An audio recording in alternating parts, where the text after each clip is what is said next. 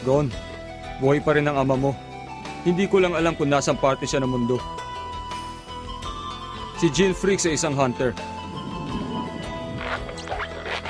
Kapag umabot ka na sa 12 taon, maaari ka na kumuha ng hunter test. Bahala ka na kung anong gagawin mo bago dumating ang panahong yun. Ngayon na!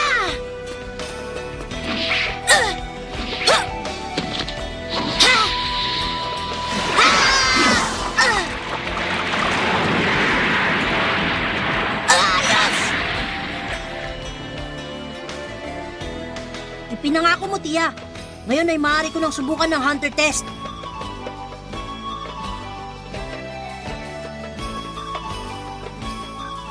Ang bango ni Tia Mito. Hindi ko alam kung anong amoy ng aking tunay na ina. Pero pagkasama ko siya, para ko na rin kapiling ang aking nanay. Kaya, hindi kita makakalimutan. Tia Mito, mahal na mahal kita.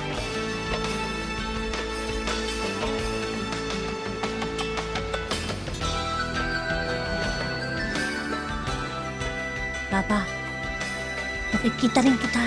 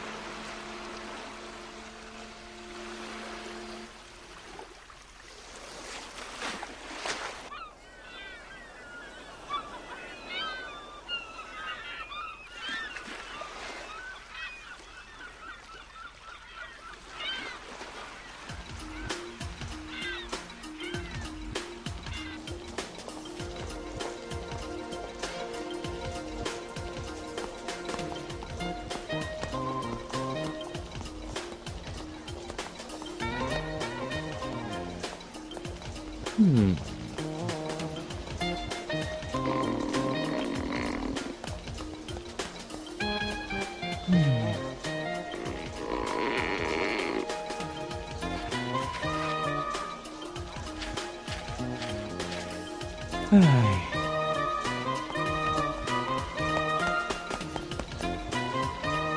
Huh? Huh? Under daw. Under. Ang hirap kalabanin yan. Magandang araw mga kaibigan. Meron kaming hamon para sa inyo. Sino sa inyo ang kayang tumalo sa lalaking ito sa laban ng bunong braso? Isa po siyang hunter. Ang sino man magwagi ay magkakamit ng napakalaking halaga at mabibigyan ng pagkakataon na manood ng The Great Animal Show. Sino may gusto? Ang barkong patungo sa Dore ay aalis mamayang 6:00. Kailangan ko ng malaking pera. Sige, sali ako dyan.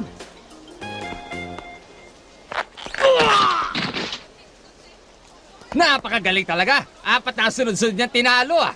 Sigurado medyo pagod na ang hunter na yan, kaya subukan niyo na. Eh, hindi na matatalo yung hunter na yun eh. Siya ba'y isang hunter? Mga kaibigan, meron pa bang gustong sumubok sa lakas ng ating magiting na hunter? Itaas niyo lang ang mga kamay niyo dyan. Ako ang susubok. O sige, lumapit ka rito. Mukhang malakas ka, kaibigan ah.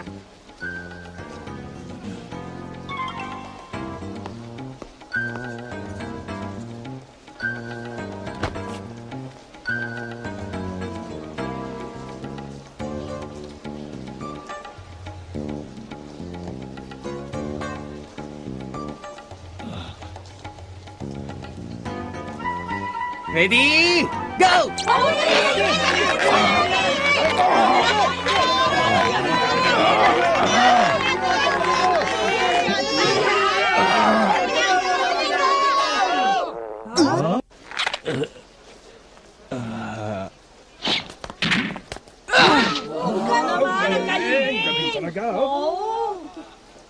Ang masasabi ko lang ay malakas ka para sa isang baguhan.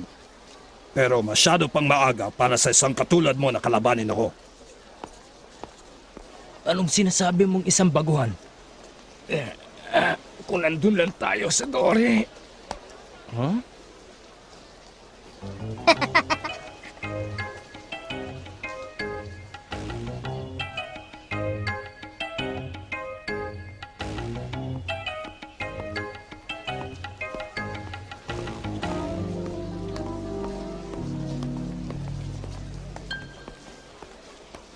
Mister, alam niyo po ba yung barkong papunta sa Dore? Teka, mister, alam ko pong alam niyo yun. Mister ka ng mister. Sabihin niyo lang kung aling barko ang papunta sa Dore. Yun lang ang gusto kong malaman. Bata, ituturo ko sa iyo ang papunta sa Dore. Basta sumama ka lang sa akin. Ha? Talaga po? Oo, halika dito.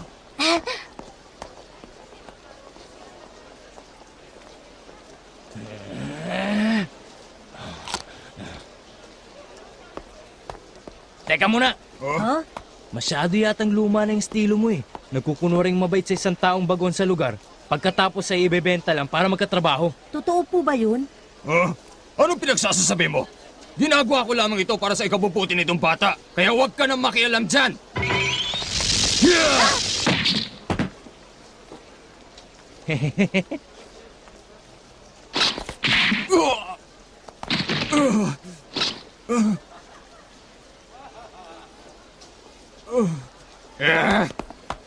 Tabi!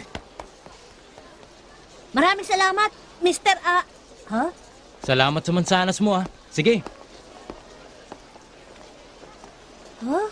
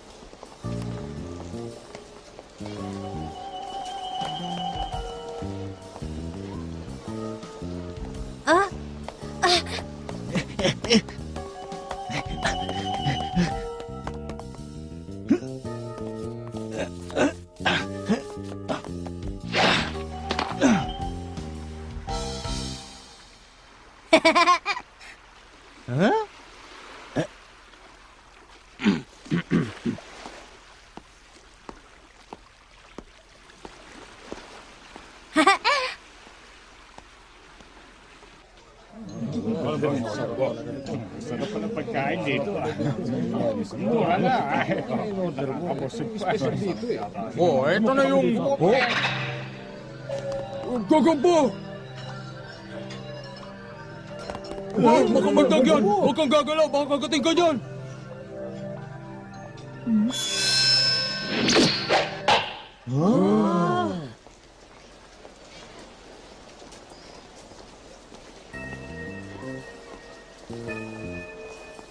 kung bakit pa kasi ako tumakbo-takbo. Lalo lang tuloy ako nagutom. Mandarambong! Tumigil ka! Walang bantay itong tindahan to. Wala ring laman ng tiyan ko. Tamang-tama. Diyan ka na, bata!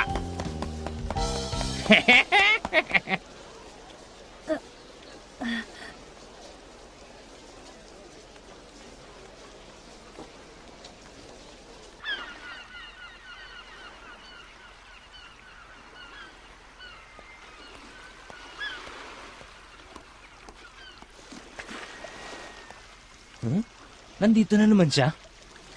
Siguro naintindihan mo na. Ganito talaga ang buhay. Hindi madali ang lahat, lalo na sa katulad mo na gusto yata maging isang hunter. Ang mabuti pa'y bumalik ka na lang sa kandungan ng iyong ina. Ha? Ang gamit ko! Ibalik mo yan! Ibalik mo yan! Ha?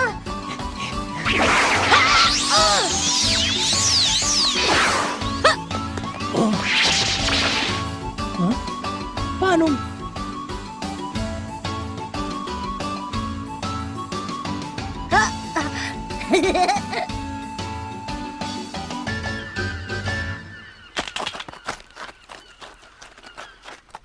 Neptune ang pangalan. Ha? Yung barkong tinatanong mo. 6:00 ang alis nun. Maraming salamat!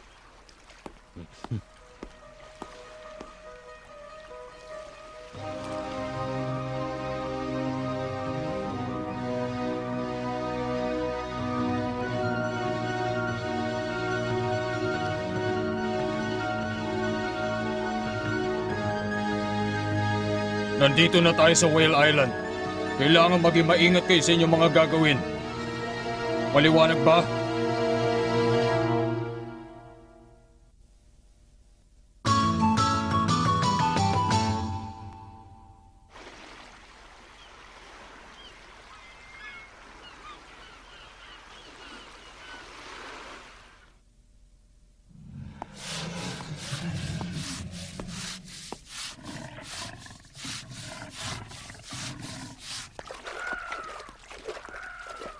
mayroong mga bagong muka. Itigil ang paglilinis. Hoy, dalhin mo kami ng tsa. Sige, boss. Pinapilip mo ako at nahuli mo yan. Hindi ko gagawing negosyo ang pagiging hunter kung baliwala. Hunter pala. Lumapit po kayo lahat dito at ang inyong masaksihan. Ang iba't ibang uri ng hayop sa buong mundo na bihira nyo makikita. Nandito sa loob.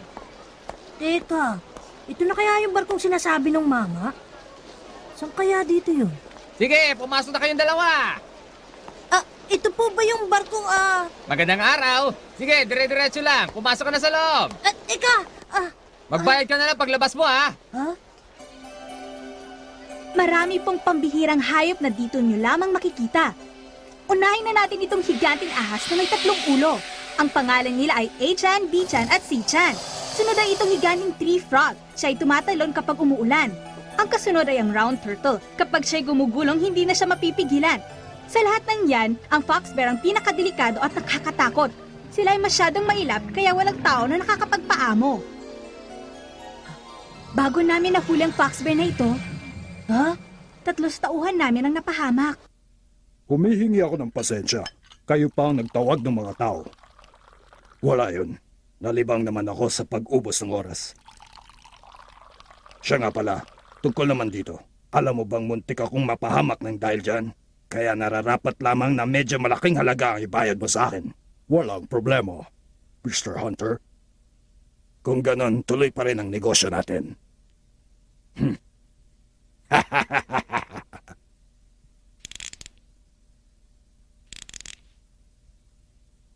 Hoy! Anong ginagawa mo rito?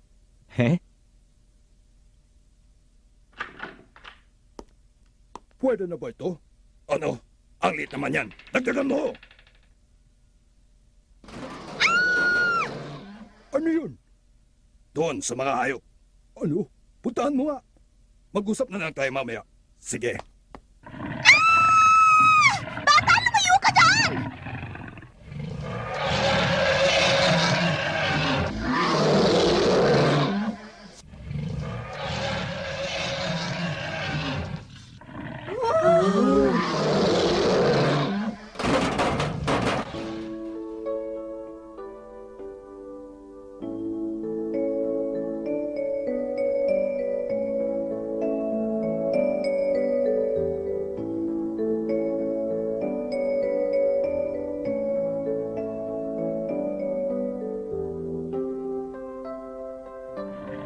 Kawawa ka naman. Dahil nasa loob ka ng kulungan na yan. Katulad ni Konta, siguro ikaw din ang pinuno ng gubat na pinanggalingan mo.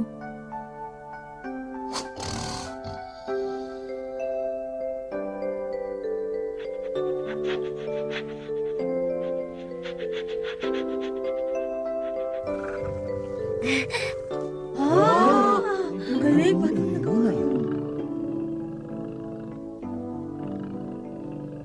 Paano niya nagawa yan? Ano bang nangyayari dito?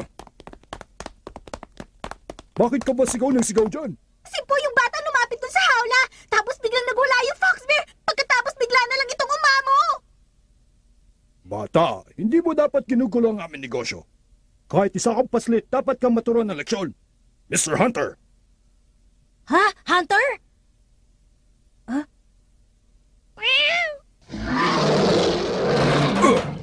Gusto mo bang makuha ang anak ko? Hindi ko ito ibibigay. Malaking pera yata ang katumpas nito, alam mo yan?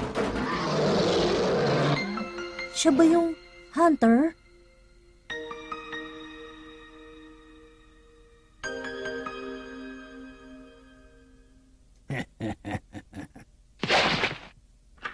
Dito muna ako. Palagay ko, ang code ay...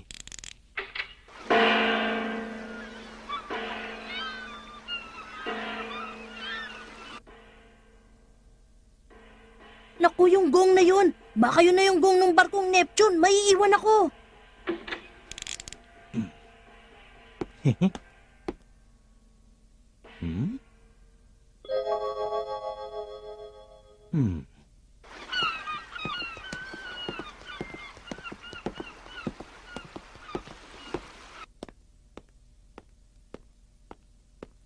Siguro aalis na yung barkong Neptune. Anong gagawin ko? Ha? Mister! Huh? Mister, bakit nandito ka? Paalis na yung barko, hindi ba? Okay lang, aabutan ko pa yun. Bakit ako nandito? Dahil alam ko meron pa akong responsibilidad. Tingnan mo to, mukha bang kapakipakinabang? Ang tagal naman, wala nang oras. Mauuna na ako. Sana hindi na kita makita.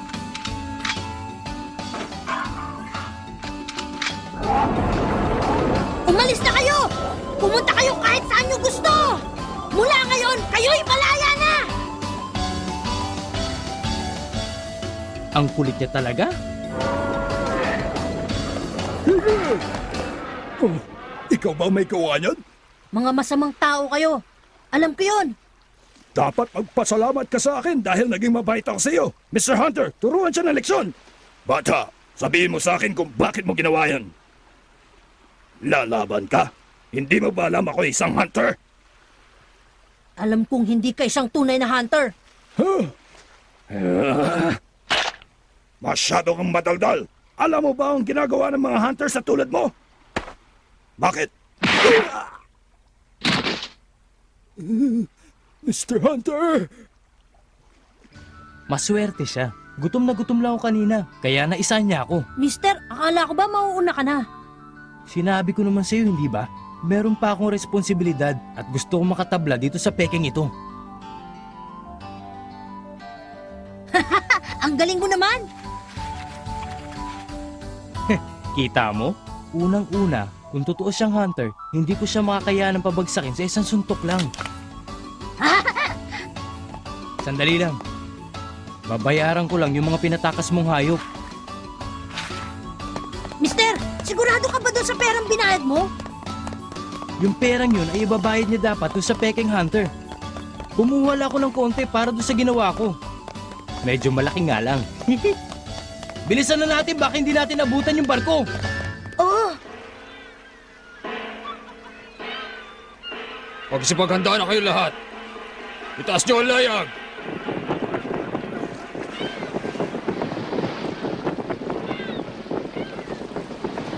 Sandali! Hintayin niyo ako! Sasakay ako sa barkong yan! Ako rin! Nahuli na kayo. Hindi na maaaring bumalik. Kung gusto niyo, lumangoy na lang kayo. Ha? Masyado na yata mabilis itong barko ah. Kahit lumangoy pa sila, hindi na nito aabutan. Tignan mo naman yung bata. Nagpupumilit maging isang hunter. Ha? Mister, sumunod ka na lang sa akin. Ako nang bahala. Teka! Sinabi ko na nga ba dapat iniwan ko na lang siya eh. Teka! Ano ba talagang iniisip mo? Sumunod ka na lang.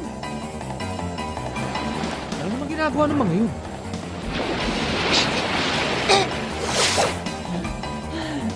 Ano ba yan?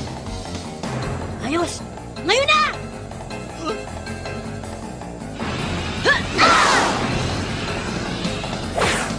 Kumapit ka sa akin! Ha? Oh.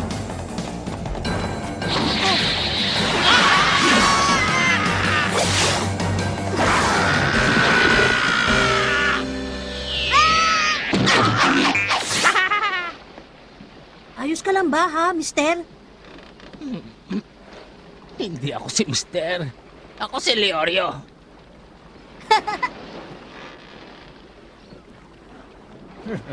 Sa bagay, malilibang na rin ako sa aking paglalayag patungo sa Dore ngayong taon.